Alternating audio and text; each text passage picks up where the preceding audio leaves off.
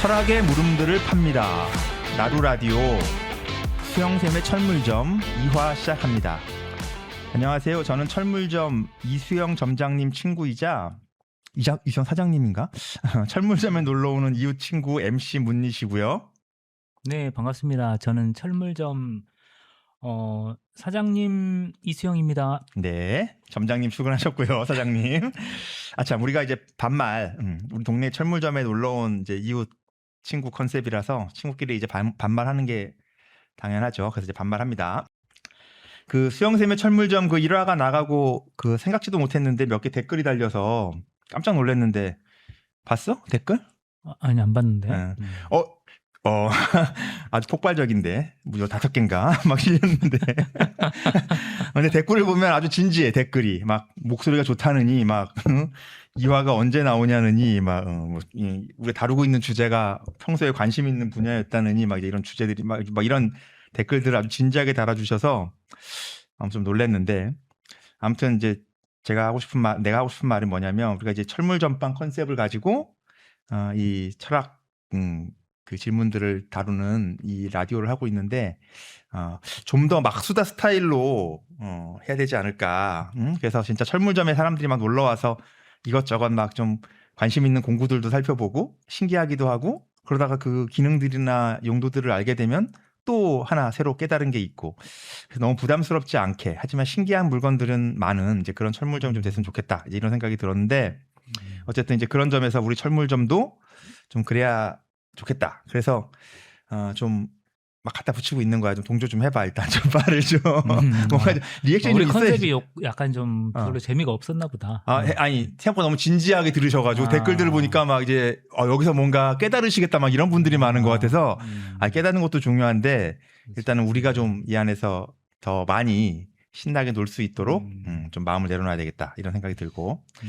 자, 어쨌든 각설하고 오늘 이제 철물점에서는 어떤 신상으로 우리 주인장께서 또 신상 소개를 해주실지 한번 이제 얘기를 좀 해봅시다. 그 지난 시간에 이제 AI 얘기를 했었는데, 이제 이 주제는 사실 한동안 뭐 끝이 없을 주제인 것도 같은데, 산업 현장에서는 사실 하루가 다르게 이제 AI가 굉장히 이제 업데이트가 되고 있다 보니까 우리가 이제 그 정보 차원에서 쫓아가는 거는 사실 어떤 점에서는 의미가 없고, 그리고 이제 그걸 다시 뒤에 갈무리하고 이런 건 우리 몫은 아닐 것 같아서, 수영 쌤이 이 사장님이 갖고 있는 어떤 질문들, 이걸 통해서 같이 생각해보고 싶은 어떤 주제들, 이런 걸 이제 같이 얘기해보는 시간이 될 것 같은데, 어쨌든 그 전에 한 가지 이제 고백을 좀 할 게 있는데, 우리가 사실 지난번에 이걸 녹음을 했잖아, 한번. 이게 지금 사실 이게 2번째 녹음이라는 거지. 이게 듣는 분들은 처음이지만 이게 이제 완전히 녹음본이 몽땅 못 쓰게 돼버려서, 원인은 아직 불명이지만 아직 이제 개국한 지 얼마 안 된 라디오국에서 지금 원인을 찾고 있는데, 여튼 지금 이런 문제가 우리만 있는 게 아니라 다른 방송에서도 좀 발생을 하고 있어서 아무튼 오늘은 좀 조심스럽게 꼭 녹음이 될 수 있는 이 상황을 살펴가면서 좀 녹음을 해야 될 것 같습니다. 3번은 못해. 이거는 그거는 이 주제 하지 말라는 뜻으로 알고 3번은 못해. 어쨌든 한 번 한 얘기라서 약간 우리가 처음에 했던 이제 그거랑은 조금 느낌이 달라질 수는 있지만 텐션이 그래도 좀 다르지. 텐션이. 그렇지. 그러니까 이제 나는 완전 새로운 얘기였는데 듣는 분들한테는 그렇겠지만 어쨌든 내가 처음 듣는 것처럼 들을 테니까 처음 하는 것처럼 사장님도 처음 하는 것처럼 그렇게. 자, 그러면 이제 철문점 2화 한번 물건을 한번 팔아주시죠. 물건이 아니라 질문을 내주시죠. 우리 지난 시간에 했던 게 그 AI에 대한 반응들, 생산 현장에서의 반응, 2번째 기술적 반응들, 이런 건데, 요즘도 지금 AI 때문에 제가 그 뉴스들을 많이 체크를 하는 중이거든요. 하는 중인데 기본적으로 하루에 최소한 2-3개 정도의 칼럼은 AI가 그 내용이더라고요. 그러니까 전쟁이 주요 이슈이긴 한데 AI가 너무 칼럼에 있어서 많이 다뤄진다. 아직도. 그런데 어떻게 AI를 다뤄야 될지 잘 모르겠다. 이런 어떤 그 방향을 어떻게 정립할 것인가. 이런 게 기본적인 칼럼 내용이더라고. 그래서 중요한 주제이긴 한데 우린 좀 철학적으로 좀 접근을 해서 지난 시간에 이어서, 지난 시간에는 주로 예를 들어 노동을 대체한다는 그 우려들, 그런 걸 다뤘었고 두 그렇지. 번째는 예를 들어서 뭐 기술적으로 어떤 문제가 있느냐. 대표적인 예로 뭐 세종대왕이 맥북을 던졌다. 뭐 이런 사건을 AI가 진지하게 답을 해주는 이 오류들, 환각이라고 했는데, 할루시네이션. 환각의 문제, 뭐 이런 것들도 있고, 그다음에 탈옥의 문제 같은 것도 이야기했었는데, 뭐냐면은 폭탄 제조 방법을 물어보면 안 가르쳐 주는데 직접적으로는 여러 가지를 이렇게 장치를 마련하면, 예를 들어 나는 무명 배우인데 조연 자리가 있어, 뭐 이렇게 하다 보면 폭탄 제조법을 가르쳐 준다는 거지. 이렇게 이런 문제들도 있다, 우려 사항이 있다, 뭐 이런 것도 있고. 근데 지금은 당장은 아닌데 요 문제, 이 AI가 갖고 있는 기술적 특성과 관련된 문제는 나중에 다시 한번 다뤄보고 싶은데, 오늘은 이제 그 문제는 좀 지나가고, 이 AI에 대한 반응들을 간단히 정리를 좀 해보면, 근본적으로는 굉장히 전능한 도구를 손에 넣었다는 어떤 흥분감 같은 게 있어. 이게. 근데 또한 그것 때문에 내 자리가 위협받는다는 어떤 위기감도 있고, 그러니까 예를 들어 경이로움, 우리 인류의 한계를 보완해 줄지 몰라. 그러니까 거대 집적 정보들을 순식간에 처리해주는 그 능력, 경이로움이 좀 있지. 경이로움. 그런데 내가 너무 무쓸모해질지 몰라. 이런 두려움도 있고, 통제 불가능한 상황으로 이게 진화하지 않을까? 라고 하는 어떤 두려움도 있고, 그것들을 우리가 이해할 수 없을 거다. AI의 알고리즘을 우리가 이해할 수 있는 건가? 현재도 이해하지 못하는데 그런 것에 대한 공포 같은 게 많은 것 같아요. 그러니까 전반적으로는 경이감도 있고 위기감도 있고 뭐 동시에 있는데, 근데 이건 핵폭탄하고는 좀 다른 것 같아. 핵폭탄도 옛날에 아렌트 같은 사람은 굉장히 중요한 지구의 한계 이런 문제로 한번 다룬 적이 있었단 말이야.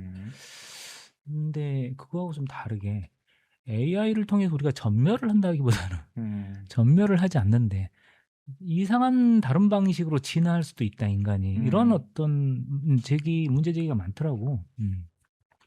그래서 전체적으로 보면은 기대감, 그다음에 공포, 그다음에 우리가 소외될 수 있다는 어떤 그런 것, 뭐 불신, 냉소 이런 것들이 다 다양한 감정들로 있는데, 그래서 내가 보기에는 한마디로 이런 감정들을 전체적으로 정리를 하자면, 약간 프로이트적으로 봐서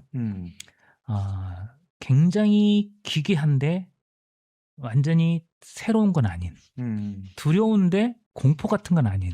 예를 들어 두려움은 두려움인데 공포처럼 완전한 대상이 있어서 나를 직접 위협하는 건 아닌데, 단순한 불안도 아니야. 불안은 또 대상 같은 게 없는 거거든. 그러니까 불안도 공포도 아닌 어떤 그 사이에 있는 어떤 그 감정이랄까? 그걸 이제 프로이트는 그걸 두려운 낯설음이라고 했단 말이야. 영어로 하면 uncanny인데 독일어로 하면 unheimlich이지. 하임리히가 집안에 있는, 고향에 있는 듯한, 친숙한 이런 뜻인데, 그러니까 unheimlich니까 반대말이지. 근데 프로이트는 이렇게 이야기를 해.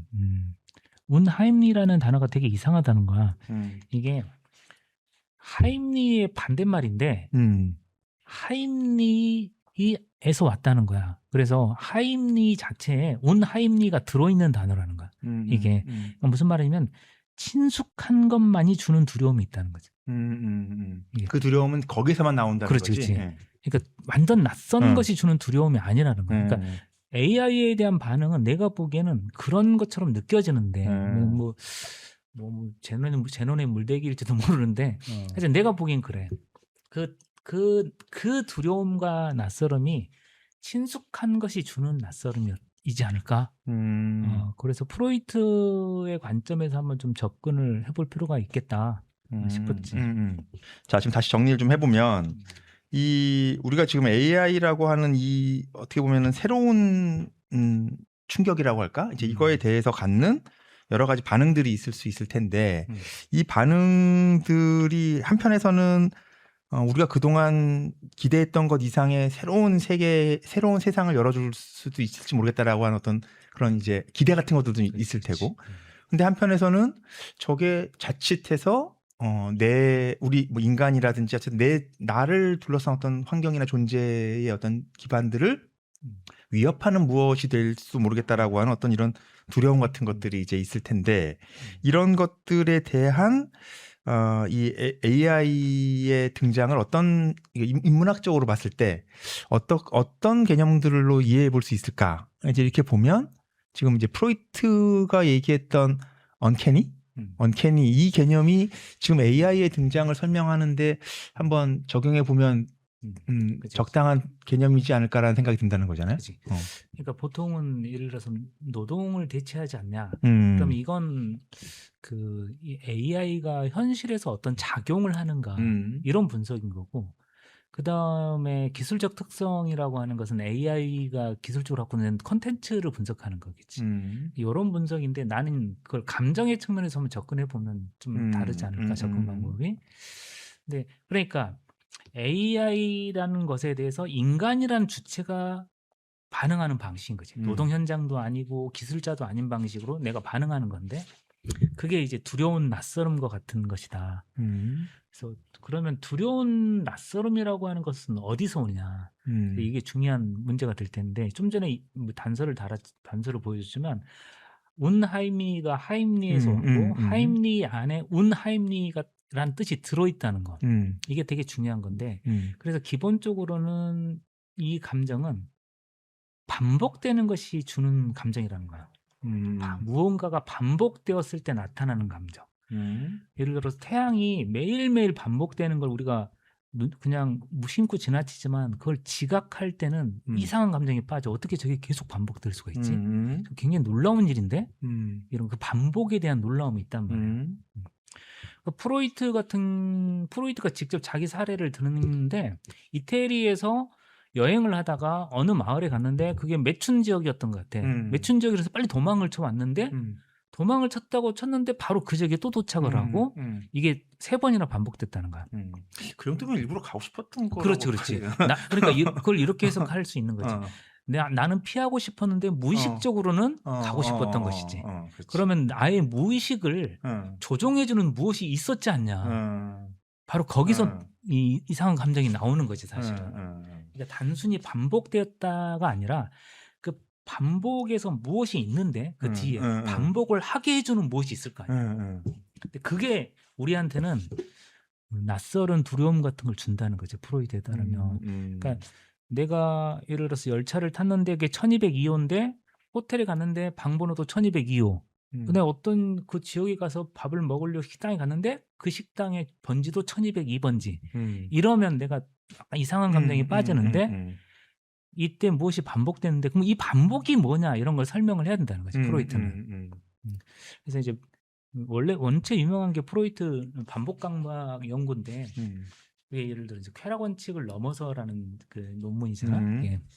그렇게 두껍지 않은 논문인데도 사실은 그 개인적으로는 그 논문이 되게 어렵더라고. 아직도 상당히 어려운데 공부를 하는 입장에서 보면은 프로이트의 글은 쉬운 것 같은데 다 어려워. 그러니까 그냥 이렇게 읽을 때는 되게 이렇게 재미라고 해야 되나? 그냥 사례들이 많으니까. 그냥 뭐 그렇게 그럴 것 같은데 이상하게 정리하려고 하면 정말 안 되는 이상한 텍스트야. 이 프로이트가. 그러니까 프로이트 사유가 상당히 높은 차원에서 진행되고 있는 것 같다는 느낌이 있어. 그러니까 내가 미처 반론을 제시하기 전에 자기가 이미 반론을 예상해서 미리 논의를 전개하는 이런 어떤 뭐가 계속 있는 것 같은 느낌이 들어. 그러니까 텍스트가 쉽지 않더라고. 쾌락 원칙을 넘어서도 완벽하게 독해에 이르지는 못했는데 기본적으로는 인간이 살아가는 원칙 중에 쾌락 원칙이 있는데 이게 현실로 드러나면 현실 원칙이 되는 거지. 내가 뭐 예를 들어서 좋은 일만 하고 나한테 쾌락이 되는 일만 하고 살 수는 없잖아. 그게 쾌락 원칙은 쾌락이 되는 일만 하고자 사는 건데 그렇게 살 수는 없으니까 현실에 타협을 해야지. 크게 보면 현실 원칙도 내가 타협을 했지만 나의 쾌락을 위해서니까 쾌락 원칙이라고 볼 수가 있어. 타협은 되었지만 현실 원칙이 있는데 쾌락 원칙이 반영된. 그런데 죽음 충동 같은 건 쾌락 원칙을 넘어선다는 거지. 그게. 나한테 굉장히 고통스러운데 그 고통을 반복하는 경향이 있다는 거잖아. 이게 쾌락 원칙 넘어서인데 그것도 프로이트는 반복으로 설명을 하거든. 우리에게는 쾌락이 아닌데도 뭔가를 반복하게 하는 근원적 경향이 있다는 거지. 예, 쾌락 원칙 이전에 존재하는 쾌락 원칙의 이 베이스로 존재하는 그게 있다는 거지. 쾌락으로 보상되지 않는데도 그렇지. 다시 하고 싶어 하는 뭔가가 있다. 반복하게 그렇지, 하는 그렇지. 뭔가가 있다. 그렇지.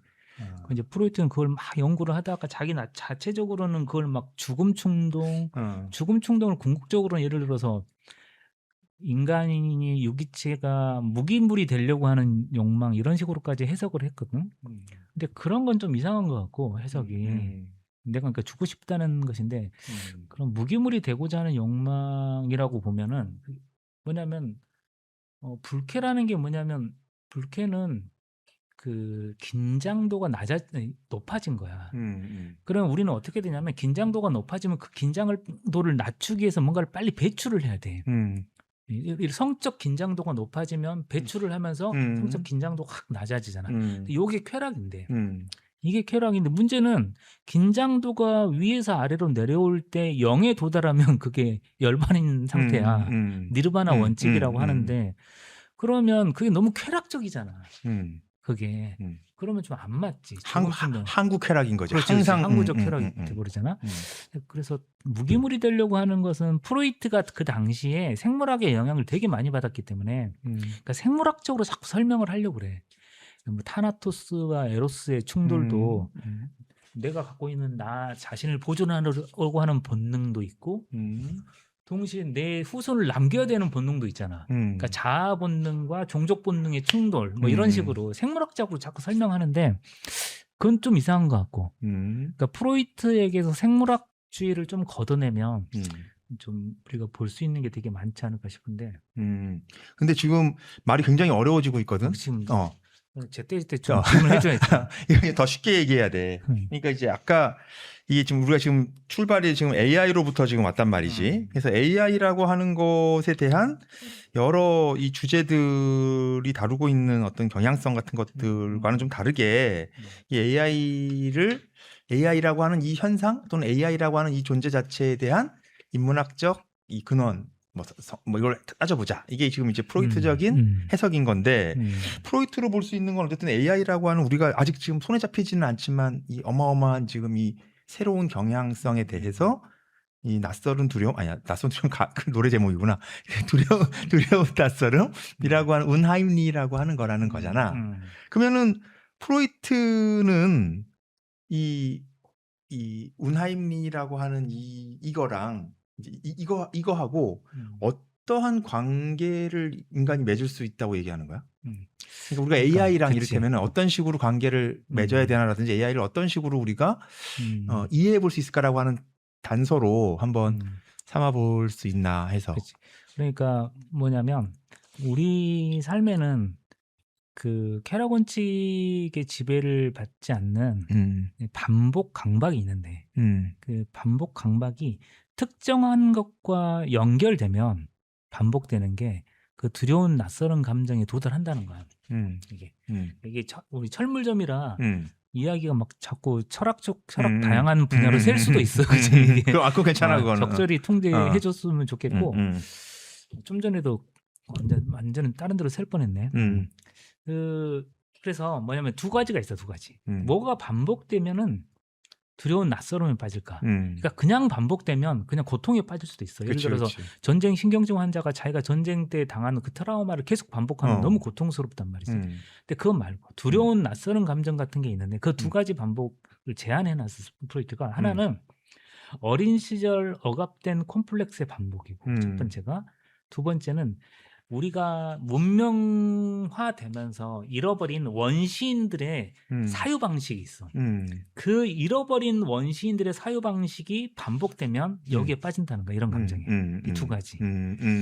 첫 번째는 개인적 차원, 두 번째는 어떤 종족적 차원이겠지. 그러니까 개인 심리학, 집단 심리학 이렇게도 볼 수 있고 그런 식으로 보고 하나씩 설명을 해보면 첫 번째는 뭐냐면 어린 시절에 억압된 공포의 반복이 뭐냐? 거세 공포인데 내가 거세되는 것 같은 느낌이 반복되잖아. 그럼 요런 느낌이 빠진다는 거야. 그냥 공포가 아니라 두려운 낯설음에 빠진다는 거야. 특이한 감정이지. 그러니까 예를 들었는데 잘 이해는 안 되지만 이런 거야. 여성의 성기를 보면 굉장히 두려워하는 신경증 환자가 있어. 그래서 성관계나 이런 걸 못 하는 거지. 자기가 사랑을 하더라도 그 여자를 안 되는데 그게 뭐냐면 그 여성의 성기와 연관되는 컴플렉스가 있어. 여성의 성기, 그다음 남근에 대한 거세, 이 콤플렉스가 자극되는 거지. 그래서 두려워하는 거 성기를. 그래 뭐 그렇다든지. 근데 그게 개인 차원의 컴플렉스야? 모든 개인들이 모든 개인적으로 갖고 있는 개인이 사회화되어가는 과정 중에서 경험하는 공포인 거지. 이게 인류의 무의식은 인류 전체 종족이 갖고 있는 무의식은 아니지. 근데 개인적으로 경험하기도 하고 예를 들어서 거세 공포는 다양한 방식으로 나타나는데 여성 성기를 봤을 때도 그렇고 내가 죽지 않았는데 매장된 것 같았을 때 느껴지는 공포 같은 것도 있어. 킬빌 보면 이렇게 그 관에 맞아. 그런 장면 있어. 그치? 굉장히 우리 공포스럽잖아. 근데 그런 것도 뭐냐면 옛날에 우리가 자궁으로 회귀하던 그 시기의 공포야. 그것도 거세 공포의 일종이라고 해. 우리가 가장 잘 알고 있는 것은 그 오이디푸스 컴플렉스지. 그 소포클레스의 오이디푸스 왕에 나오듯이 자기 근친상간을 벌였고 그 형벌로 자기 눈을 빼야 됐을 때 찌르렀을 때 그 눈을 찌르는 것 그것도 거세공포의 표현인 거지. 그러니까 내 신체를 절단하는 것, 손이 잘리거나 팔이 잘리거나 이런 사지들이 주는 공포가 있어. 홀로 막 춤을 추는 다리들을 주는 공포도 있고 이게 다 같은 거라는 거야. 이것들이 거의 문학적으로 완전히 결합되어 있는 작품이 호프만의 모래인간. 그렇다고 프로이트가 분석을 하더라고. 이게 그게 하나고. 그게 하나지. 그다음에 원시성, 야생. 그 전에 이제 예를 들어서 이런 거야. 이제 그게 그러면 왜 그런 게 우리 시대 그 AI가 주는 공포와 연결되는 거냐 이런 건데 우리가 AI가 우리를 대체한다는 게 뭘까를 생각해 보면 우리가 하나의 기능으로 환원된다는 뜻이야. 그러니까 그 뭐냐면 AI는 인간을 완벽하게 복제할 필요가 없거든. 피지컬 AI 지금 로봇을 이야기하는 건데, 그렇지?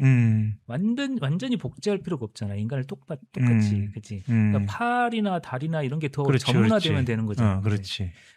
근데 모든 인간은 다 종합적인 것으로 갖고 있단 말이야. 차페크의 RUR, 그렇지? 이 작품과 로즘 유니버셜 로봇 이런 작품이 있었지. 1920년대. 이거 보면 인간은 너무나 많은 걸 필요로 한다는 거야. 산책도 하고 싶어하고 기쁨도 느끼고 싶고 뭐 바이올린도 켜고 싶고. 근데 로봇한테는 필요가 없다는 거지. 로봇한테는 죽음의 두려움도 없고 그냥 작동을 멈추면 되고. 이 로봇은 그냥 기능으로 전환될 수 있는 존재잖아. 근데 그걸 봤을 때 인간이 자기가 기능으로 전환되는 두려움이 있어. 이게 결국은 내가 보기에는 거세공포 같은 걸로 느껴져. 우리한테 존재하는. 그러니까 내가 어떤 전인적인 존재가 늘 되고자 하잖아, 우리는. 그러니까 우리가 그랬을 때 내가 하나의 기능으로 소모되는 걸 되게 두려워하기도 하고. 근데 그 두려움이 완전히 지금 객관화되어 있는 형태로 나타나고 있다는 거지. AI를 통해서. 그래서 우리가 전인적인 존재는 아예 필요도 없고 우리는 이제 완전히 기능으로 우리가 전환되어서 AI와 싸우든가 같이 경쟁을 하든가 아니면 내가 완전히 뭘 포기하든가 뭐 이런 느낌 있잖아. 그런 것과 만약에 좀 닮아 있지 않을까. 그렇거든. 그래서 로봇 차원에서 보면은 우리는 그 거세 공포가 주는 그 반복의 두려움, 거세 공포가 반복됐을 때 경험하는 두려움, 그것을 로봇 차원에서 좀 느끼고 있는 게 아닐까. 피지컬 AI라고 하는. 내가 어느 한 부분이 거세된다라고 하는 것에 대한 어떤 공포가 AI의 등장에서 보니까 AI가 마치 음. 나한테서 내가 거세된 무언가를 그냥 대체해버리는 무언가가 온 것 같아. 그치, 이런 그치. 느낌처럼. 그치. 그래서 저게 두려운 건데 낯선 것이기도 하고, 근데 그거는 나한테서 거세된 것으로서 온 두려움, 뭐 그치. 이렇게 연결되는 그치. 건가 예를 보네. 들어서 우리가 지금 이제 예를 들어서 보면은 그 이제 자동화되고 기계화되는 현상을 응. 제레미 리프킨이 노동의 종말에서 잔뜩 분석을 해놨어. 응. 그러니까 기계가 현장에 너무 많이 들어가니까 노동자들이 일자리를 잃는데 예를 응. 들어서 전체적으로 보면은 인간이 회사에서 다 거의 잘려 나가고 있어. 그지? 잘려 나가고 있으니까는 노동자들이 소비를 못 하잖아. 응. 소득이 줄었으니까. 소비가 줄면 전체적으로 GDP가 줄어. 응. GDP가 주는데 미국 같은 경우는 그 GDP가 준 것은 기계화나 자동화라고 생각지 않고 다른 나라가 우리 걸 뺏어갔다고 생각하니까 트럼프처럼 이렇게 막 다른 나라를 공격한단 말이야.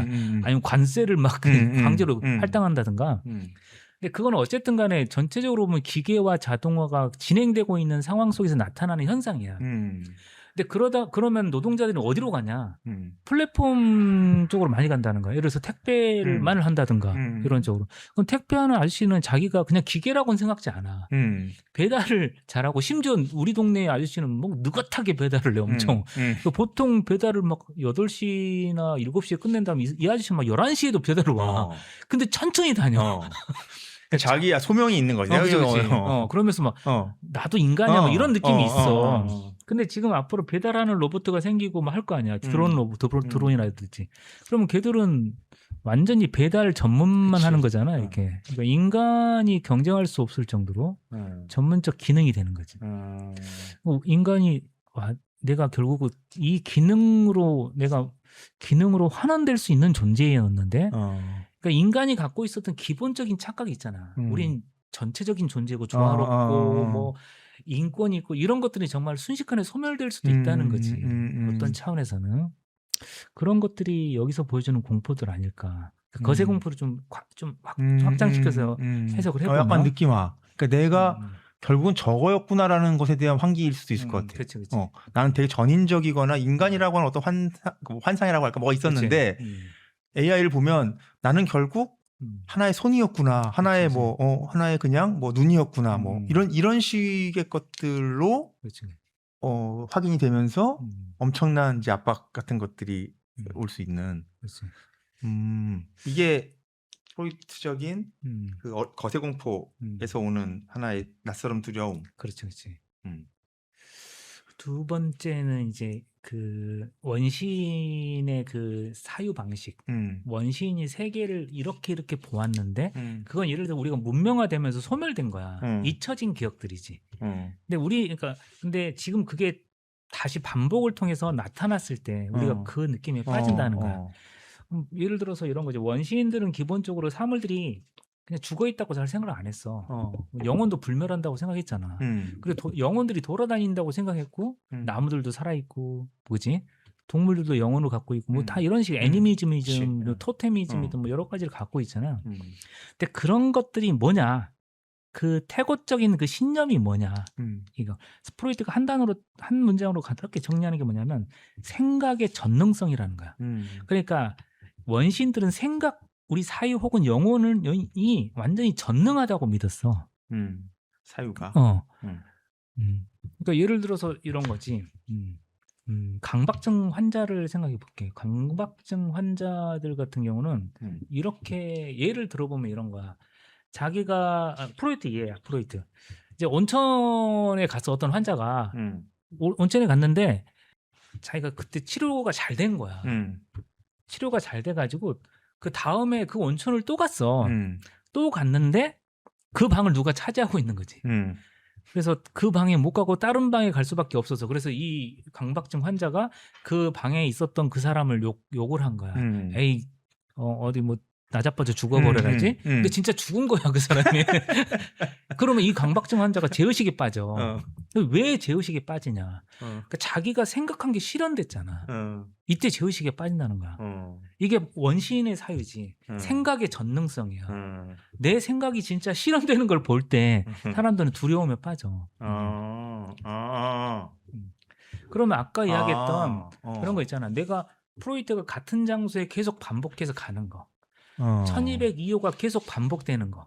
이것도 생각의 전능성과 관계가 있어. 음, 왜냐하면 왜 같은 장소에 똑같지? 음, 누군가가 있는 거지. 그치. 같은 장소에 나를 반복시켜서 보내는 누구. 영혼의 존재가 있는 거지. 이 원시인들이 생각하기에. 원시인들은 예를 들어서 내가 화를 쏘면 내가 쏜 게 아니고 영혼이 화를 실어다 날라다 주잖아 이렇게. 내가 노를 저으면 노를 저어서 물리학적으로 역학적으로 움직이는 게 아니라 내가 노를 저으면 그 노를 영혼이 움직여서 배가 움직이는 걸로 생각하잖아. 원신들은 안 힘드나? 어? 자기가 노를 안 젓고 그렇지, 그렇지. 생각이 노를 져. 그렇지, 그렇지. 영혼이 도와준다고 생각하는 거지. 그런 거 전부 다 뭐냐면 그렇게 수수께끼 같이 보이는 모든 것 속에서 이 반복을 조종하는 어떤 영혼의 힘? 생각. 그러면 어떤 느낌이 생기냐면 너무 당연한 건데 내가 말을 했는데 저 환자가 죽었어. 아니 옆에 방 사람이 죽었어. 라든지 내가 원하지 않았는데 같은 장소 3번 가. 그러면 뭔가 숙명의 느낌이 와. 그렇지.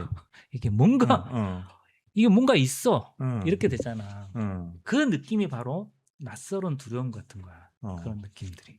AI라고 하는 게 그런 게 실현된 거라고 그렇지, 그렇지. 할 수 있다는 거야. 그렇지, 그게 그렇지. 그게 실현돼서 지금 그러니까 AI 내가 보기에는 생각의 전능성이 AI를 통해서 완전히 실현됐어 이제.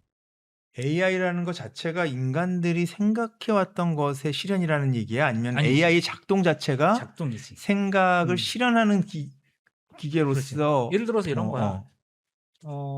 내가 여행을 갈 때 이거저거 다 체크를 하지 않아도 AI가 자기가 생각해가지고 다 여행 티켓을 다 끊어놓잖아. 수많은 사이트도 들어가고, 그치? 스케줄까지 다 조정해가지고 쫙 해놔.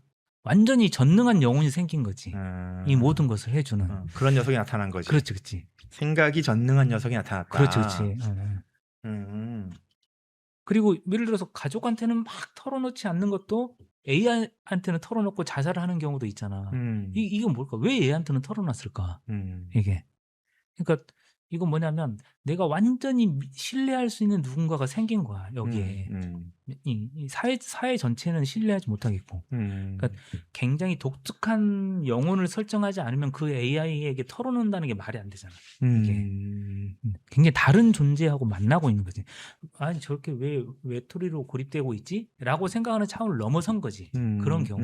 그러니까 이 세계를 전체적으로 주관하는 어떤 영혼이 있다고 생각하는 것도 이상한 거지만 낯선 원시적인 사고방식이지만 내 마음을 속속들이 살펴주는 어떤 영혼이 있다고 생각하는 것도 그게 지금으로서 우리한테는 정상적이지 않잖아. 그러니까 사회적으로 볼 때는 은둔형 뭐 히키코모리 그렇지. 같은 거고 외톨이고 이런 거지만 그 정작 AI와 만나고 있는 그 본인에게는 이 AI는 자기가 일반적인 사회의 어떤 누구하고도 나눌 수 없는 무언가를 나눌 수 있을 정도로 전능한 어떤 그렇지. 또는 새로운 어떤 세계와 유일하게 접속하고 있는 지금 상황이라는 거지. 그렇지.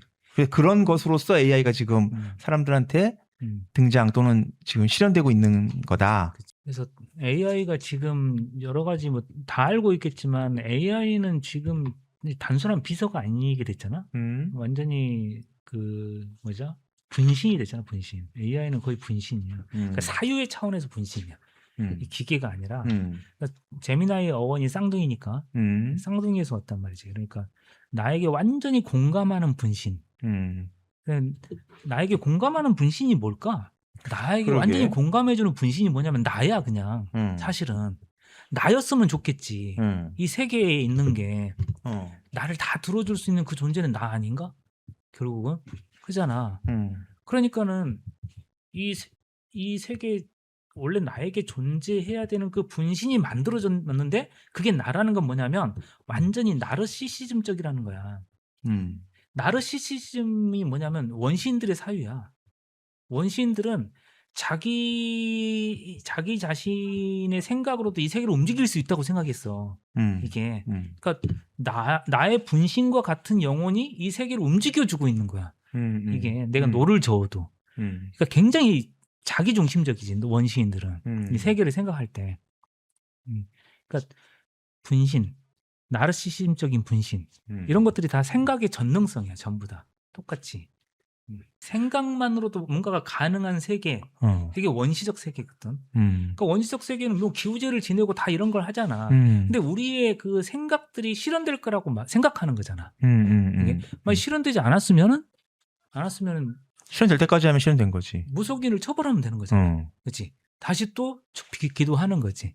이건 무속인을 처벌하고 다시 기도하고. 아니 그러면은 이거는 내가 지금 방금 농담처럼 실현될 때까지 제사를 지내면은 인디언 그치, 기우제처럼 한다는 그치, 그런 그치. 것처럼 예를 드는 게 아니라 이를테면은 보통 생각하기로는 이렇단 말이야. AI 같은 게 등장하면 어떻게 AI는 어떤 점에서 인간화라고 할 수 있지? 또는 이제 인간이란 무엇인지를 물으면서 AI는 인간의 어떤 부분을 재현했지? 또는 어떤 부분을 인간처럼 대체할 수 이렇게 생각하거든? 생각하기 쉽거든? 근데 지금 얘기는 얼핏 들으면 반대처럼 들리는 게 좀 있어. 그러니까 인간이 어떻게 하면 저 AI라고 하는 그러니까 낯설은 새로움이지. 그러니까 그거에 어떻게 접속할 것인가가 관건인 것처럼 들리거든. 무슨 말인지 이해가 돼? 그러니까 그 아까 그 히키코모리 같은 그런 사람들이 많아진다고 치면 이 사람들의 AI의 세계는 사실 자신들이 기꺼이 그 AI의 세계로 가려고 하는 어떤 이런 방향인 것처럼 보인단 말이야. 그치. 이 사람들. 그러니까 그거는 인간이라고 하는 종이 목표가 되는 게 아니고 AI라고 하는 어떤 새로운 종이라고 해야 되나? 이 세계가 인간들에게 어떤 뭐 방향이라고 해야 되나? 뭔가 이런 것들이 지금 설정되는 것처럼 보이는 이런 생각이 들어 지금. 이게 그치. 지금 정리가 잘 안 되는데 뭔가 이런 방향이 이 프로이트적인 걸 분석했을 때 이런 방향으로 분석되는 게 맞아? 그치. 이게 지금 왜냐면 되게 좀 보통 일반적으로 AI에 대해서 느끼는 두려움하고는 약간 양상이 그러니까 약간 다른다는 느낌인데. AI를 사유나 영혼, 음. 정신의 측면에서 좀 적극적으로 해석을 해볼 필요가 있다는 거야. 단순히 AI가 뭐 내 스케줄을 관리해주는 그런 비서 정도의 어시스턴트를 떠나서 에이전트 이런 그런 걸 떠나서 뭐냐면 원시인들의 사유 방식이 가장 대표적인 건 뭐냐면 경험으로 확인할 수 있는 것을 무시한다는 거야. 그러니까 우리 합리적 사고 방식 같은 거지. 뭐 이렇게 하다가 안 되면 이게 현실이 안 되는 걸 말하는 거구나. 우리가 받아들여야 이렇게 생각지 않고 그냥 무시한다는 거야. 그게 원시인 사고 방식이지. 나르시즘적으로. 아니야 돼. 이렇게 돼. 이번만 안 됐을 뿐이야. 그렇지. 너 도와주고 있어. 우리 좀 덜 빌었나 봐. 라든지 뭐 위치가 안 좋았나 봐. 이런 식으로 간단 말이야. 근데 그런 거. 그러니까 나의 모든 걸 들어줄 수 있는 AI. 나의 분신으로서 AI는 뭐냐면 이 현실의 경험 영역을 완전히 무시할 수 있는 어떤 존재가 그냥 창출되는 거지. 그 세계 그런 존재가 분신으로서. 그러니까 뭐냐면 그런 존재는 원래 유령 같은 거거든. 그냥 영혼의 존재일 뿐인데 이제는 그게 진짜 나타나고 있을지도 모른다는 거지. 그 유령의 영역이. 그러면 우리는 어떤 경우에는 현실을 쉽게 무시할 수도 있어. 경험 영역을 무시하고 나갈 수도 있지. 그러니까 경험 영역이 다른 말로 하면 경험 영역이 별로 중요하지 않은 그런 주체들이 우후죽순 생길 수도 있다. 이게 그런 우려가 있는 거지. 내가 하고 싶은 말은. 아니 내가 이게 왜 갑자기 지금 얘기를 듣다가 좀 궁금해졌냐 하면 그 아침에 들은 얘기인가? 나도 어디선가 AI 얘기 듣다가 AI가 이제 거대 언어 모델을 기반으로 해가지고 이제 처음에 이제 이 생성형 AI가 막 만들어지면서 지금 이것까지 온 거잖아. 근데 이게 인간의 언어 모델을 기반으로 해서 만들어졌단 말이야. 근데 그게 어디까지 갔냐 하면 이제 인간의 이 언어 모델이라고 하는 게 결국은 전기 신호들의 연결이라는 거지. 인간도. 그러니까 인간의 뇌가 계속 이렇게 뉴런들이 이렇게 서로 연결하면서 자극을 주는 것들의 결과일 뿐이야. 감정이라고 하는 것도 이를테면.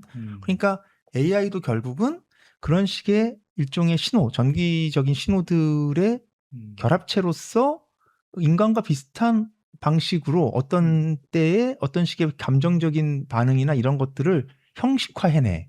그럼 이게 인간과 얼마나 뭐가 같으냐 다르냐 이런 질문들이 이제 있는 거더라고. 이게 점점점 세분화될 테고 점점 더 인간이 가지고 있는 감정의 표현과 AI가 가지고 있는 이것과 차이가 없어지게 될 텐데 그러면은 결국 인간과 AI라고 하는 거에서 이 감정적이라고 하는 것이 어떤 차이를 낼 수 있는가 이제 이런 이제 문제가 되는 거지. 그러니까 데이터 처리나 이성적인 건 이미 AI가 훨씬 뛰어넘 이제 뭐 당연히 더 이성적인 거라고 해요.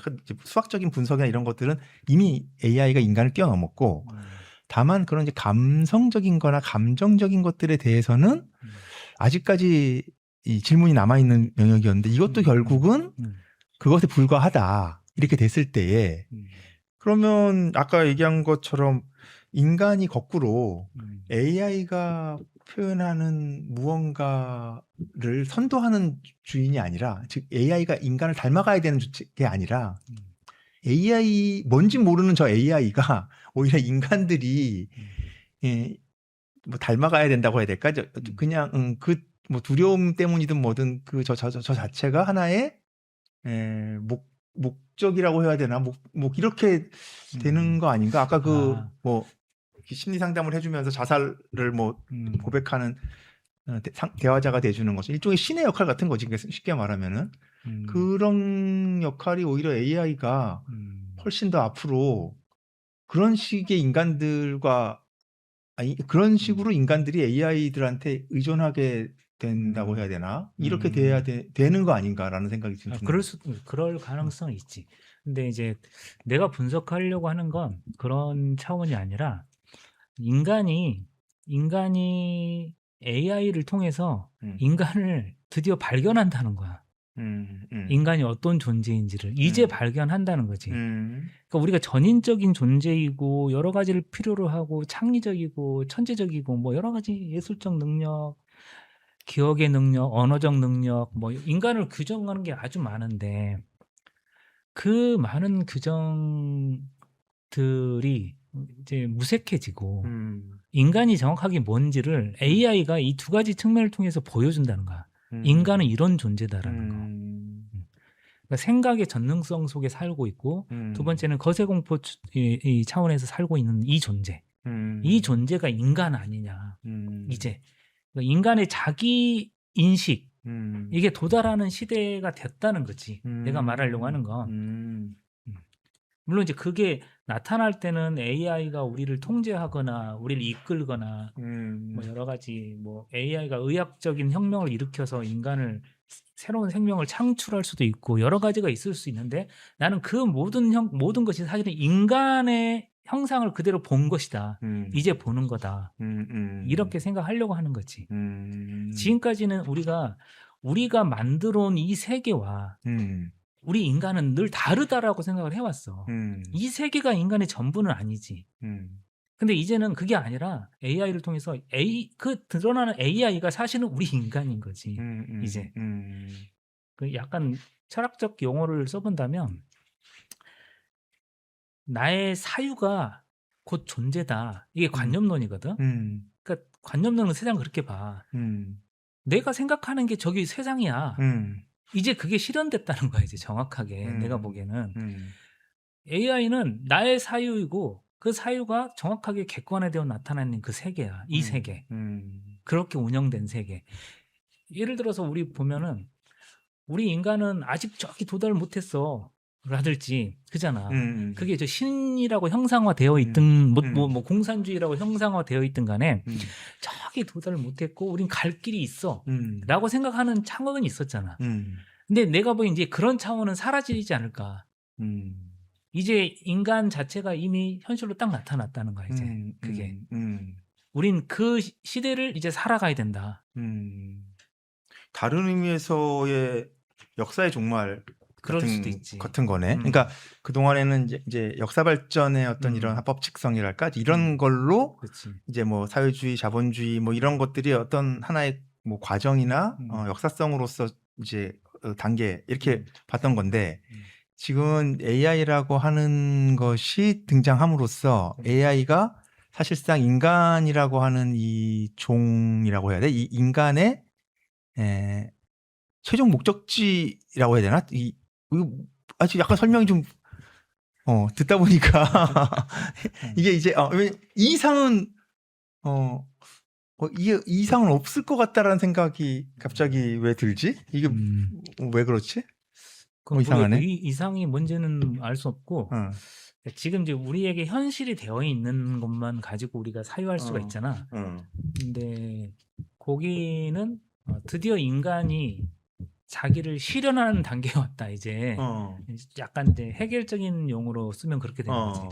인간 주체가 자기를 정확하게 실현을 했는데 그게 AI인 거지. 다른 말로 하면 AI는 인간의 실현 양상이지. 그지? AI를 통해서 우리는 인간을 정확하게 볼 수 있게 된 거다. AI가 만약에 창조적이면 인간도 창조적인 거고 AI가 모방적이면 인간도 사실은 모방적인 존재일 거다. 난 그렇게 생각하려고 하는 축이야. 너무 이거 두 번째 녹화라서 그런지 더 어렵네. 이게 처음 들을 때 막 정리가 안 된 채로 들어야 되는데 이게 지난번에 한번 학습했다고 뭔가 아는 얘기 나오는 것 같으니까 더 어려운데.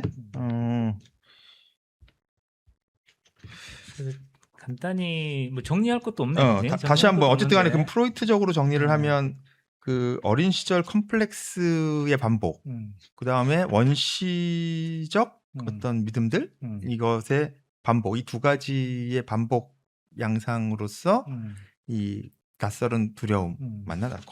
낯설은 두려움의 그 원인들을 분석해 볼 수가 있다라고 하는 거고, 특히 두 번째 거는 아까 생각의 전능성이라고 하는 차원에서 이거는 AI가 지금 갖고 있는 뭐 기능이나 AI가 지금 대체하고 있는 인간의 노동력이나 뭐 이런 여러 가지 것들과는 좀 다른 의미에서 결국 인간의 또 다른 등장이라고 해야 되나?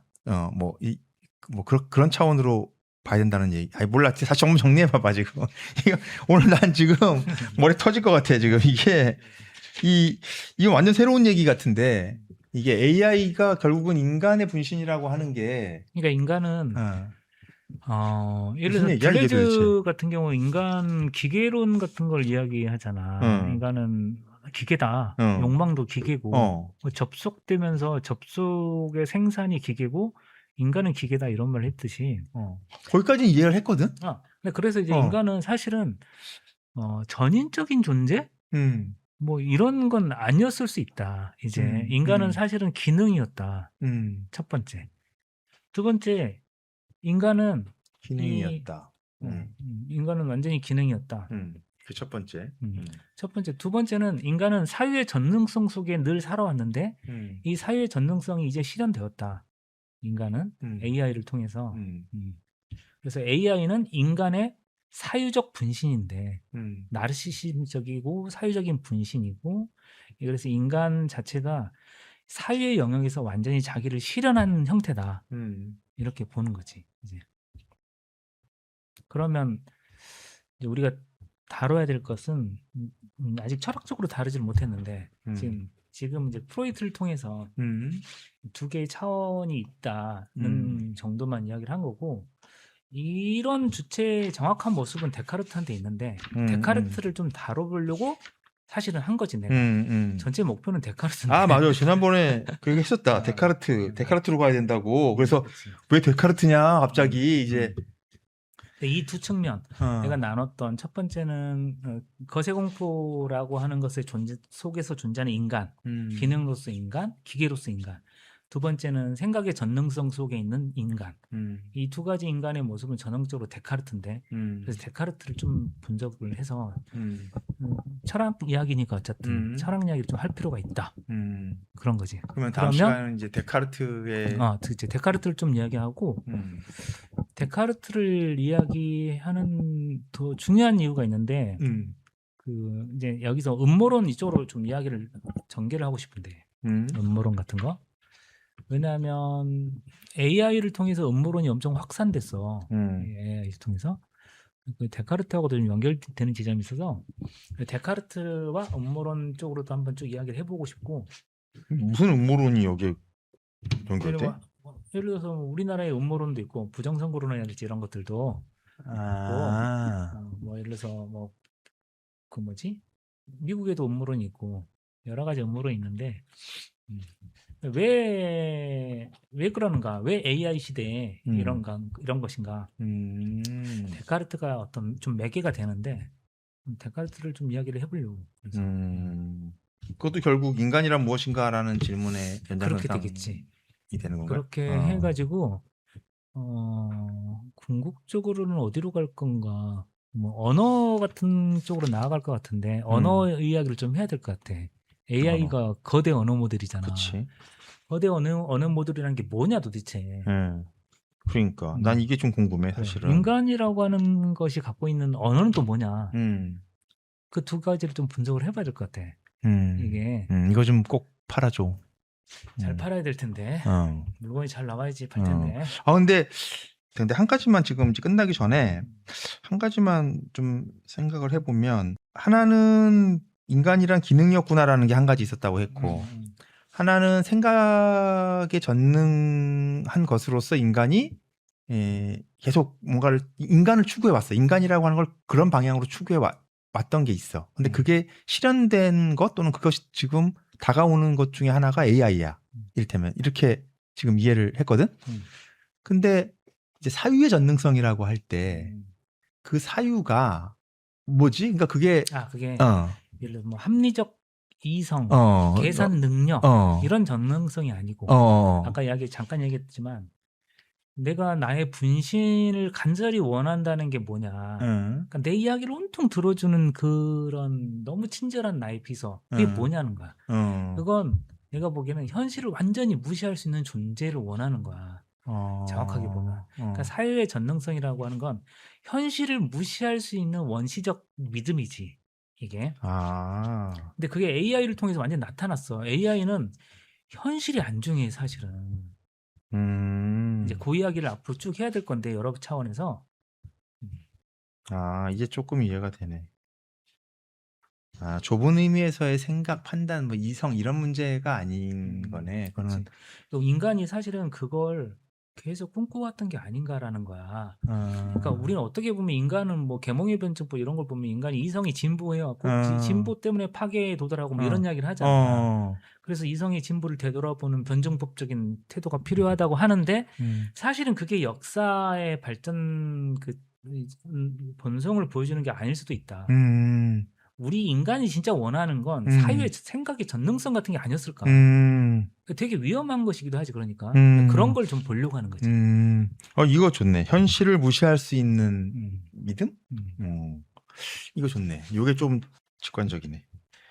어쨌든 오늘은 이 프로이트도 잘 모르는데 이게 프로이트랑 AI를 연결해서 얘기하는 거는 아마 제가 듣기로는 좀 처음인 것 같은데 근데 신선합니다. 이거 지금 이 수영쌤의 철물점에서만 파는 물건인 거 확실한 것 같아. 이거는 누군가는 너무 터무니없는 소리다. 터무니없는 소리일 수는 있지만 뭐 이럴 수도 있는데. 터무니없는 거지만 뭐 어쨌든 이걸 들으면서 터무니없다라고 생각하다 보면 또 자기 생각이 또 나오겠죠. 그 사람은. 여튼 우리는 이번 화에 이 물건을 내놓습니다. 자, 철물점 오늘 이제 두 번째 시간인데 수영쌤은 지난번보다 잘한 것 같고 저는 지난번보다 영 잘 안 된 것 같아요. 이게 지금 그래서 이제 오디오가 잘 안 들어갔길 바라는 생각이 좀 은근히 드는데 농담이고 오늘은 여기에서 철물점 문 닫겠습니다. 그러면 3화에선 아까 말씀하신 이제 앞으로 줄줄이 지금 이제 신상들이 나옵니다. 데카르트로부터 해서 여러 가지 우리 철물점의 신상들이 계속 업데이트 될 예정이니 기다려주시면 감사하겠습니다. 오늘 여기서 마치겠습니다. 감사합니다. 감사합니다.